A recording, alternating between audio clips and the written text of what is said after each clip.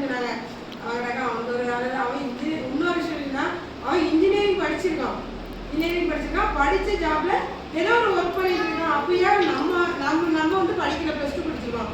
அதனால ஒரு mind set வரக்கூடாது. அது இல்லாமல் அவங்க வேலை அப்படிங்கிற ஒரு மைண்ட் செட்டும் இருந்துச்சு. அந்த ஒரு தப்பை தான் நான் பண்ணேன். அன்னைக்கு ஒரு 2 நிமிஷம் நின்று காது கொடுத்து கேட்டோம்னா இன்னைக்கு அவங்க கிட்டத்தட்ட ஒரு 1,40,00,000 சம்பாதிச்சிருக்காங்க. அட்லீஸ்ட்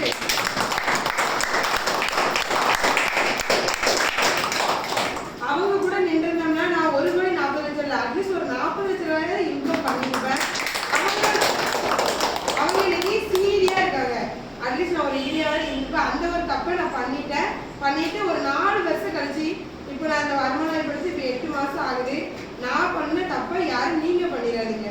ஒரு நிமிஷம் இருந்து யோசிச்சு உங்களுக்கு யார் இந்த வாய்ப்பை கொடுத்தாங்களோ அவங்ககிட்ட உங்களுக்கு இருக்க டவுட்டை கேட்டு கிளியர் பண்ணுங்க. சரியா? இப்போ வந்து